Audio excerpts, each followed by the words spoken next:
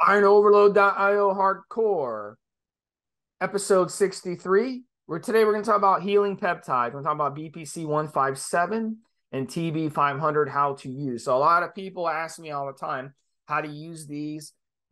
Injuries, nagging injuries over time becomes a pain in the butt. And we definitely want to be able to heal ourselves. We pound our body into the dirt when we train. We do weight training, we do cardio, it hurts. A lot of people out there, they do boxing and martial arts and all kinds of little activities and sports, basketball, football, soccer. You get little nagging injuries. So BPC and TB500, they're really good when it comes to injury repair and healing. They're also good for endurance as well. We'll talk a little bit about that as well, because TB500 can do other things besides just healing. So, yeah. So first off, peptides. So peptides, basically, they are being sold now. Any major source out there, if you come on the forums, IronOverload, you check out the sources in the banners. Pretty much all the sources are selling peptides nowadays. So a lot of people like to use peptides. They like to use them by themselves. They like to use them stacked. And these peptides are basically going to be a white powdery substance inside a vial. And you're basically going to order the peptides. It's going to get delivered to you. And then you're going to want to store them right away in a cool, dark place. So refrigerator is the best place. Keep them in the refrigerator, not the freezer, but keep them in the refrigerator, because they will lose potency over time. If you leave them out at room temperature, they will lose potency much quicker. If you put them in the fridge, they'll lose potency slowly over time, over the course of months. After you mix them, they lose potency very, very quickly. So if you were to mix it and leave it out on your counter by mistake, it will lose potency very, very quickly. And if you were to mix it, you want to put it in your fridge, and it will take about 30, maybe 40 days to lose potency. So you want to use it after you reconstitute right away. So best thing to use to reconstitute is backwater. You can go online and buy it from any medical supply store, and you can just carefully mix in the backwater with your peptide. You don't want to squirt it right directly on the white powder, but you want to squirt it kind of like on the side of the vial, where it kind of slowly mixes with the white powdery substance that's in there, which is the peptide. And then, like magic, now you have a ready to go peptide that you can pin. And obviously you can use a sling pin to pin it. Now, BPC and TB500, they're both healing peptides, but they are going to be injected a little bit differently. So right off the bat, before we get into that, Mobster, why don't you touch a little bit about this one, because you wanted to talk about this subject. Yeah. So, yeah, go ahead. Yeah. Listen, guys, right? So I've pushed my body at times as a competitor in the grip step stuff to world class and indeed world records.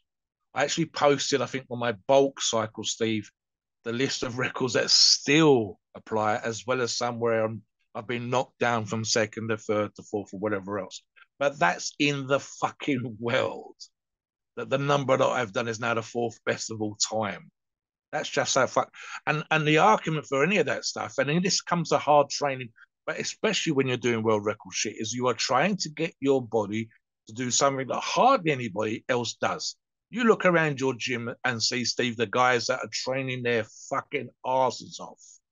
And I'm thinking, especially CrossFit, where they do some absolutely fucked up shit as well.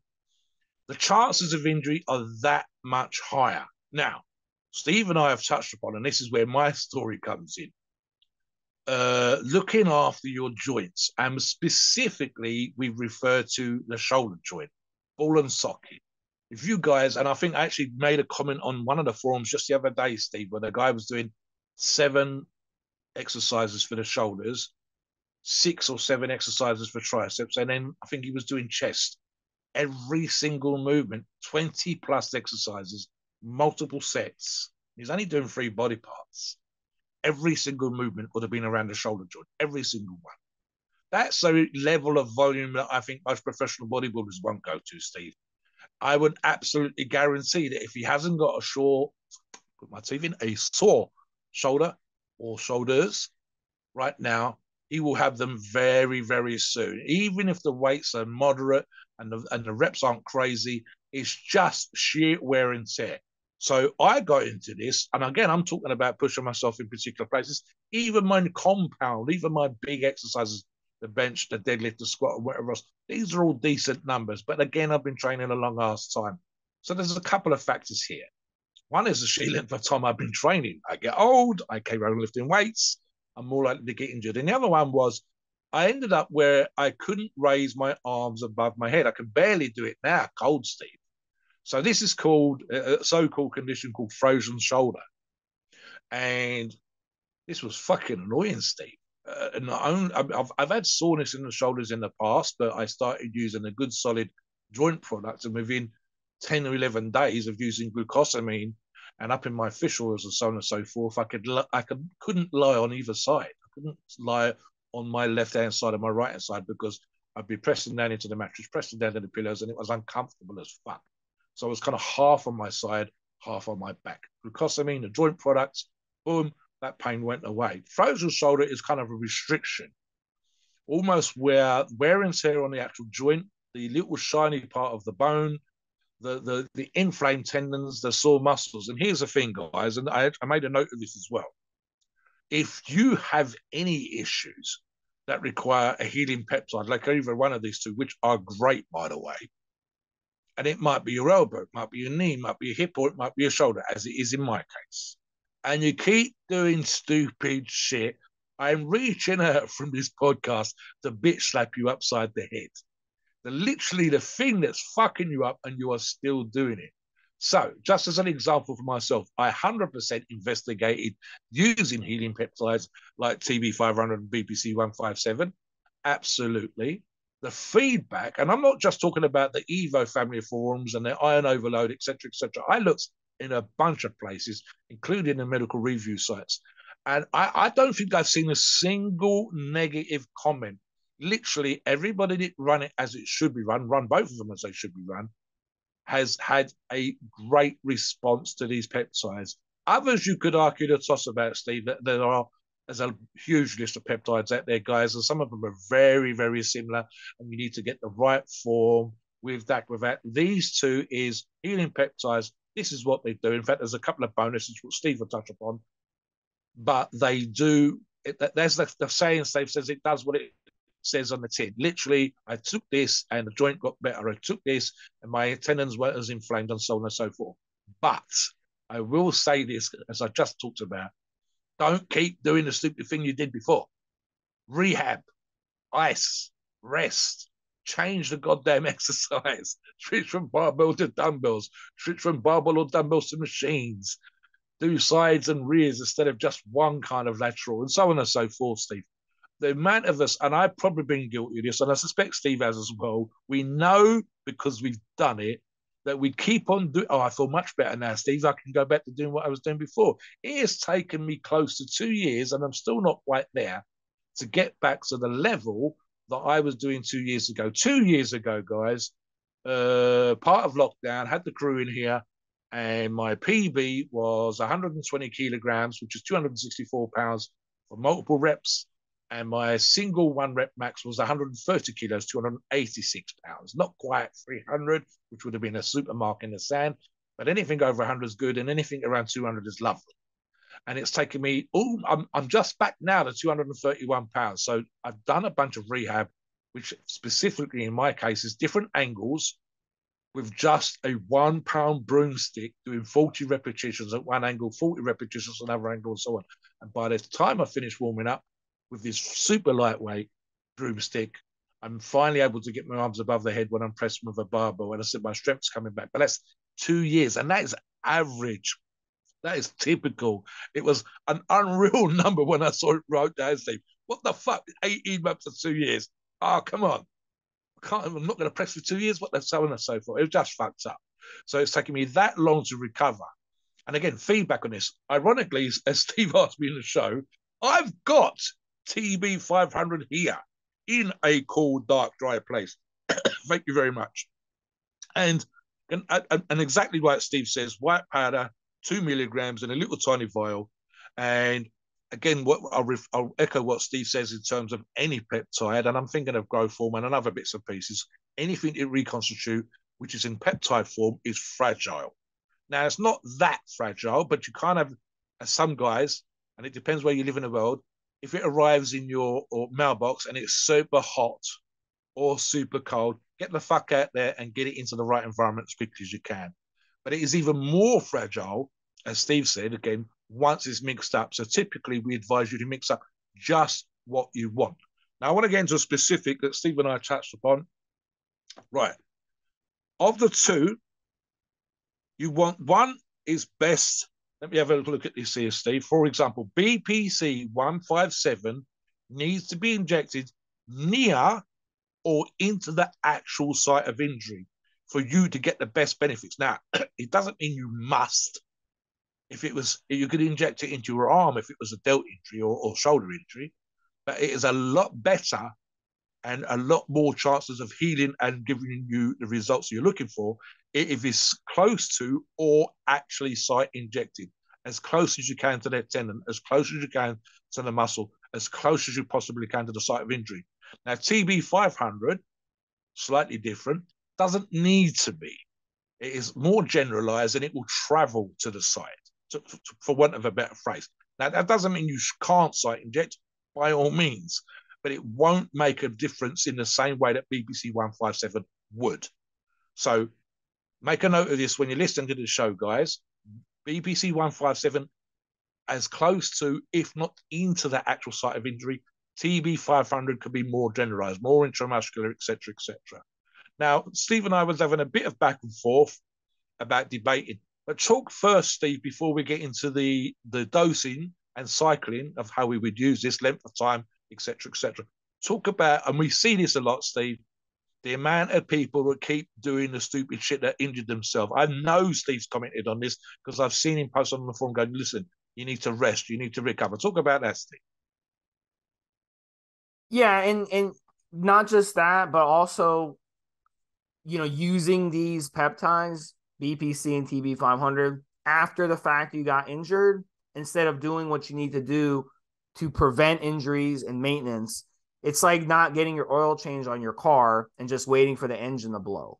It's the same thing. And then, well, now you got to pay $5,000 or not getting that cavity, that little cavity that costs 120, 130 bucks to take care of, taken care of. Now you got to get a root canal and you got to get a crown, which is like $2,000 or $2,500 to do.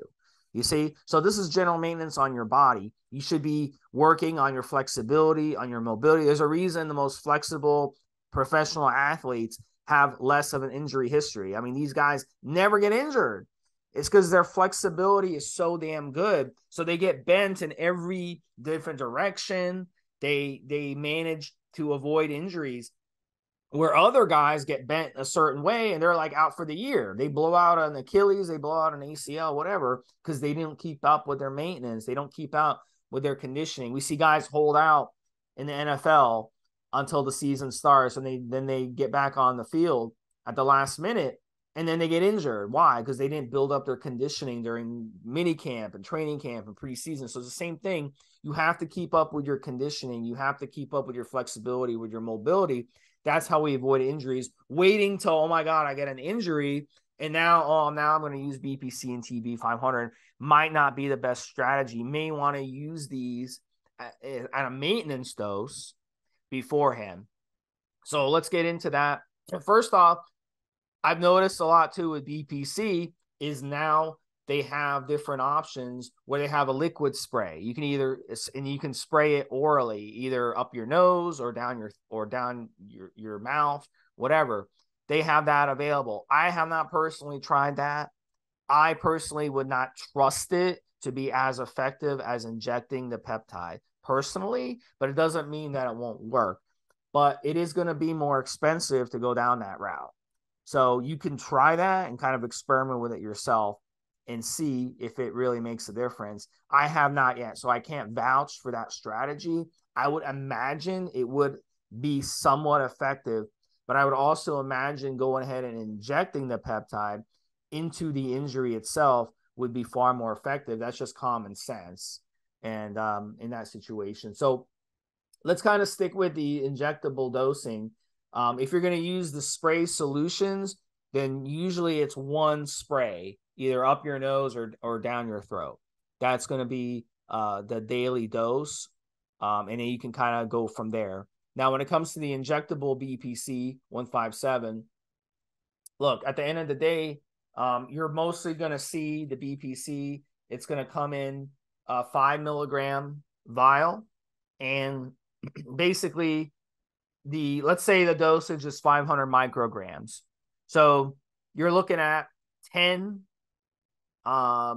doses of the BPC if you were going to do 500 micrograms per day.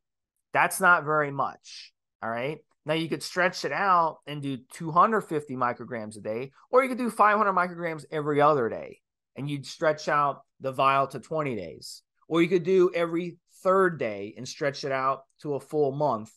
So those are different strategies. Initially, let's say you get an injury, right? And let's for example say it's a shoulder injury, okay? You have a shoulder injury, maybe a little tear in your shoulder.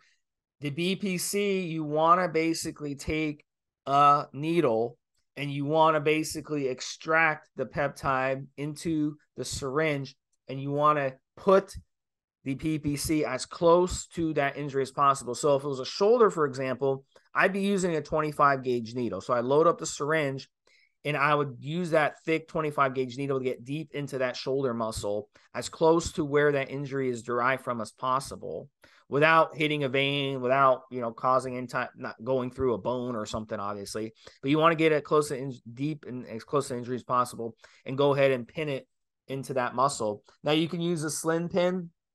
If the slim pin is going to allow you to get close to that injury as well, you can use like a 29 gauge slim pin. That would be fine too. But a 25 gauge 1-inch needle would get deeper, obviously, and get closer to that injury in that situation. So it just depends on the injury. So look, the dosage at the end of the day, you want to go higher when you the first few weeks are using it.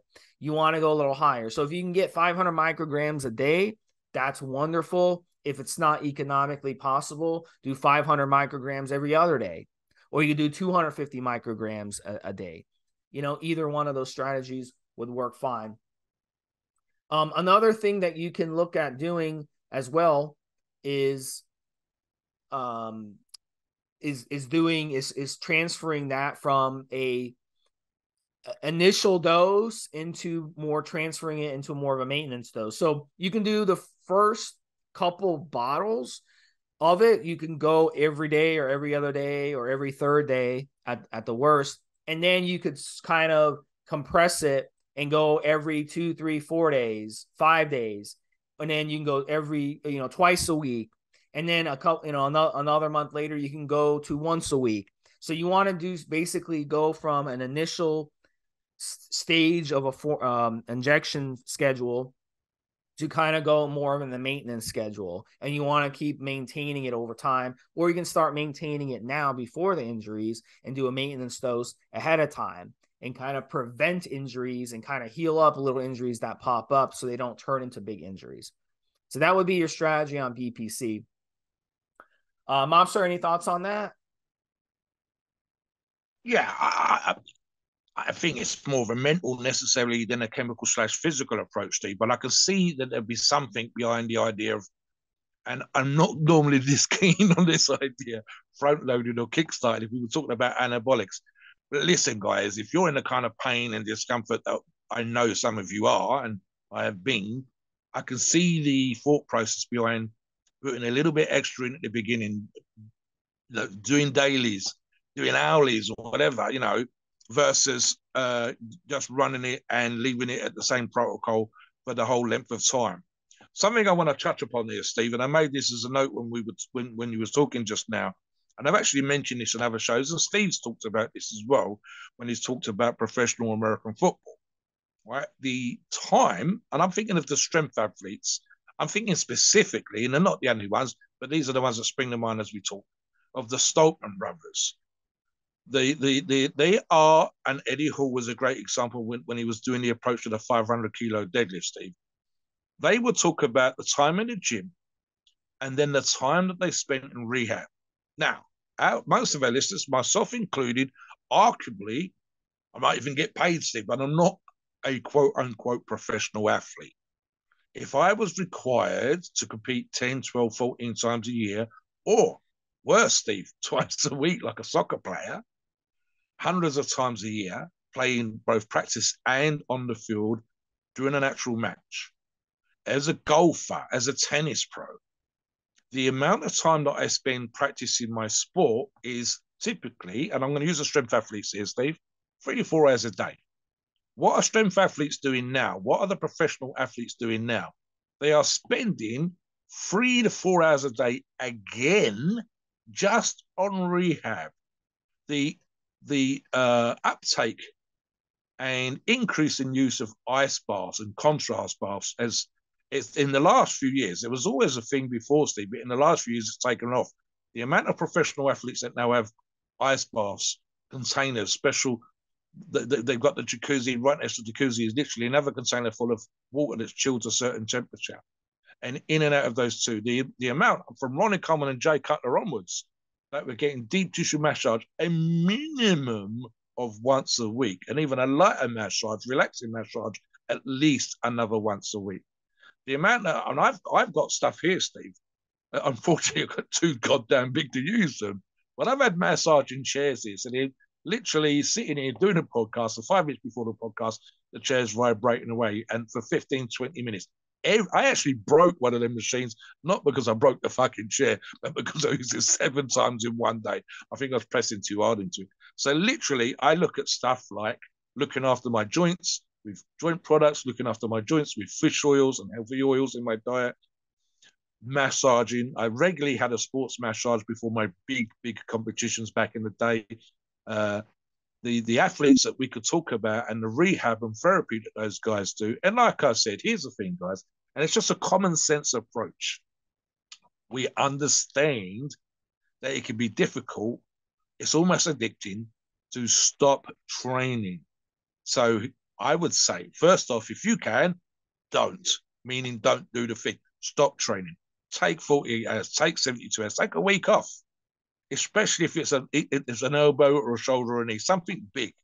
If it's a small thing, 24, 48 hours.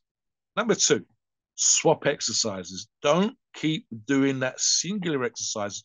Steve, I've got Keys to the Inner Universe by Bill Paul here with hundreds of exercises for arms and chest, hundreds for quads, and so on. It's literally, I think, 600-700 pages. It's as thick as a phone book. And there are 40, 50 pages just on arms. So there's always a different exercise. I'm currently restricted. I can't do straight barbell curls. I have to use cambered. I have to use dumbbells. And even then, it's incredibly hard. That's just an age thing. Tendons getting tight, etc., etc., etc. Doing crazy fucked up grip stuff. So I can't literally roll my hand all the way over to use a straight bar. I'd be kind of cack-handed still. And if I did, I'd injure myself. So I do other exercises that still hit the muscle, but don't cause me pain and discomfort. That's just common sense, but it can be very difficult for some of us to get our head round. Well, I like curling, I like the pump, I like our effort. Yes, motherfucker, but your elbows fucked. Your shoulders tight, your biceps hanging on. The amount of strength athletes and bodybuilders that have had pec tears from not warming up. This is the kind of stuff, again, Steve does hot yoga as a form of recovery, and also because it helps with his flexibility, and I guarantee helps with his recovery. It's an important thing. I don't train, and we see some of the youngsters on the forums, Steve, including IO.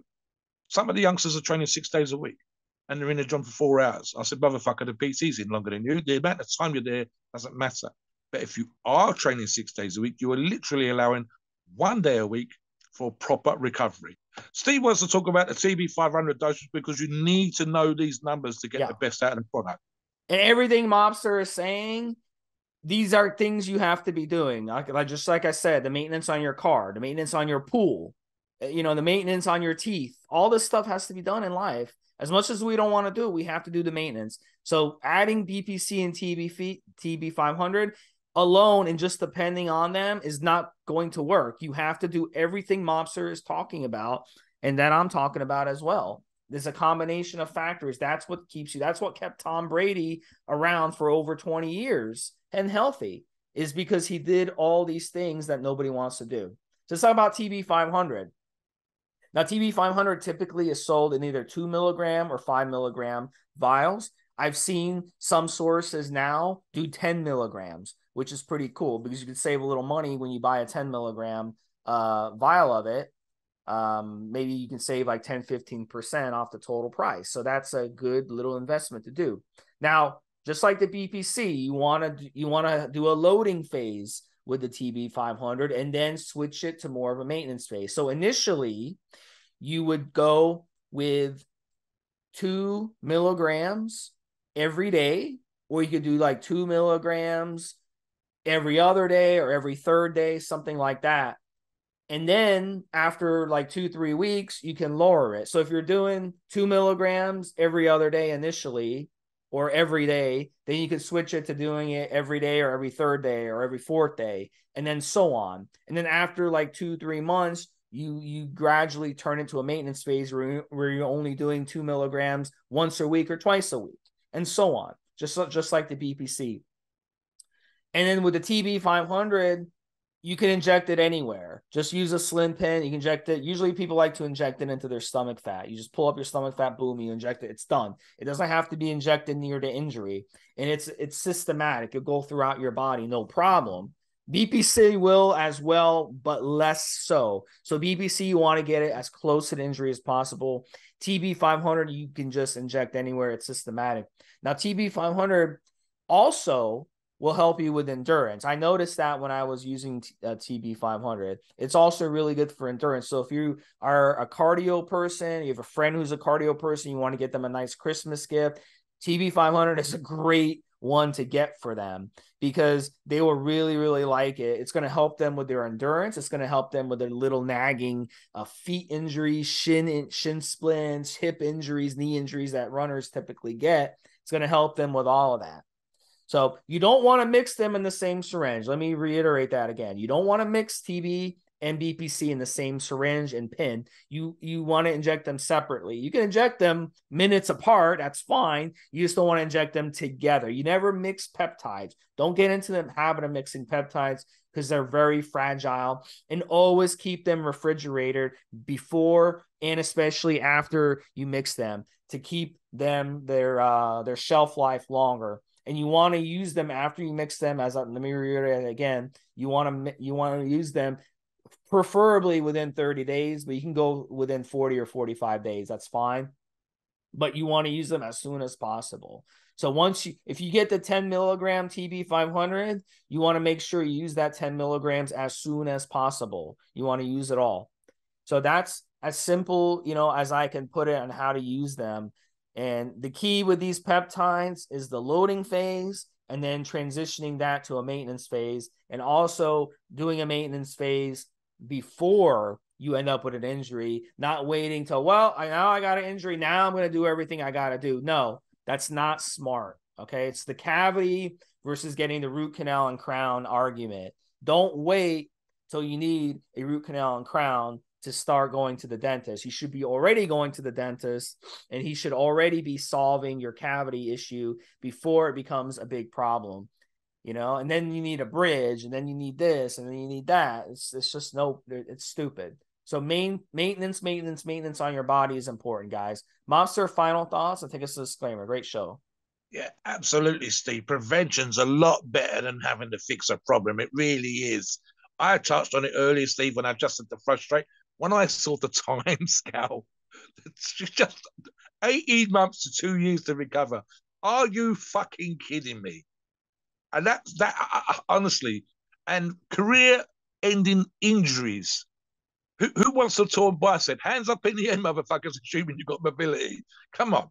Prevention is a lot better than cure. These peptides are fantastic. And the feedback for those of you that have tried it, and again, I went online and looked at the reviews, I went on a bunch of forums, and every single person said, yes, great. pluses as well, over and above the healing part of it, but definitely that they felt something, there was an improvement. But prevention is a lot better than cure. Trust me on that one. I've just got wear and tear. It wasn't even a proper injury, Steve, just sheer age and pounding the fuck on bench press and pounding the fuck on shoulder pressing and getting up to those kind of numbers and pushing my body to a place that was uncomfortable. So, yeah, guys, honestly, take the advice and learn from top professional athletes that are competing just in strength sports on a regular basis at world-class levels and earning a very nice living from it when they are spending as much time on rehab and recovery and these healing peptides, I guarantee it's in their stack somewhere, as they are on the training that's making them world-class athletes to begin with. So there's your advice and good news for the day. Please note we are not doctors and the opinions are ours, our view and based on our experience and views on the topic, and podcasts for informational purposes and entertainment only. The freedom of speech and the First Amendment applies.